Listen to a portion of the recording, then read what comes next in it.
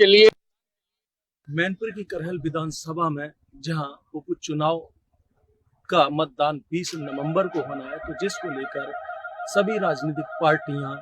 लगातार जनसंपर्क कर रही हैं। तो वहीं मैनपुरी से सपा सांसद डिंपल यादव तेज प्रताप के समर्थन में करहल क्षेत्र के दौलतपुर गांव में पहुंची, जहां पर एक नुक्कड़ सभा का संबोधन किया और वहां पर क्षत्रिय समाज के लोगों का जहां नुक्कड़ सभा के माध्यम से उनको संबोधित किया और प्रत्याशी तेज प्रताप यादव के समर्थन में वोट मांगे। वहीं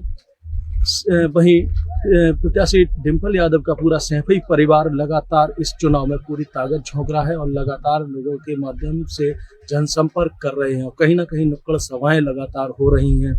वहीं क्षत्रिय समाज के लोगों की जहां नुक्कड़ सभा हुई, तो वहां पर उन्होंने कहा कि वह भी क्षत्रिय समाज से ही हैं और जिस तरीके से क्षत्रिय समाज के लोग आर्मी में भर्ती होते हैं और वहां पर देश सेवा करते हैं, जिसको लेकर उन्होंने कहा उनके पिता भी सेना में अधिकारी थे और वहीं उनकी बहन भी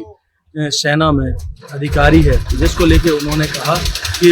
हम क्षत्रिय समाज से तो क्षत्रिय समाज के लोगों से अपील की है कि अपनी बेटी को वोट दें और जिससे कि उनके प्रत्याशी तेज प्रताप यादव हैं करहल विधानसभा से जो भारी बहुमत से उनको होता है, जिसको लेकर वोट देने के लिए अपील किया। तो वहीं डिंपल यादव ने उसके बाद पत्रकारों से वार्ता की तो उन्होंने यही कहा कि भाजपा सरकार के लगातार ऐसे फैसले हो रहे हैं और दबाव में आने के बाद में जो है अपने फैसले करते और वापस लेते हैं। तो कहीं ना कहीं अगर देखा जाए जिस तरीके से भारतीय जनता पार्टी है, जो जिस तरीके से प्रयागराज में विद्यार्थी जहाँ पर विरोध कर रहे हैं, उनके विरोध को देखते हुए उन्होंने अपना फैसला वापस लिया है। तो वही उन्होंने कहा है कि जिस तरीके से भारतीय जनता पार्टी की मनमानी कर रही है, मनमानी के चलते वो ऐसे फैसले लेते हैं। उसके बाद में उनसे पूछे गए सवाल पर कि अखिलेश यादव जिस तरीके से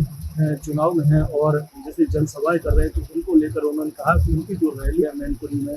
आज, तो उसके संबंध में उन्होंने बताया कि ये विचारों की लड़ाई है, जिसको लेकर भाजपा की जो रणनीति है वो जनता को पसंद नहीं आई और जनता उनको भारी बहुमत से विजयी बनाई और उनके समर्थन में जनता है और उनके प्रत्याशी जो भारी बहुमत से जीतेंगे। तो उन्होंने यही कहा है, जिस तरीके से राजस्थान के कोटा में ये घटना हुई है, थप्पड़ मारा है, तो कहीं ना कहीं उन्होंने बताया कि जिस तरीके से जो उनके अधिकारी हैं एसडीएम में कहीं ना कहीं वोट डालने के लिए रोक रहे थे, जिसको लेकर उन्होंने इस तरीके से घटना हुई